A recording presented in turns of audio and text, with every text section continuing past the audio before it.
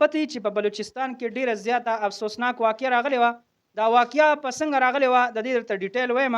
نه چې کوم دی د الک سره د نن نه یو نیم کال مخکې واده کړو او د هغې نه بعد د خپله زندګي تیروله چې د خپل خاندان والا دی له دعوت ورکو او د یې کور ته راوغوښتل او چې هر څه پې وکړه هغې نه بعد د یې را روان کړي دي 19 کسانو او دغه شان دی په بېدردۍ سره بیا دغه شاړو کې قتل کړي دي. نو ډېر زیات ظلم شوی دی او ډېره زیاته افسوسناک واقعه ده.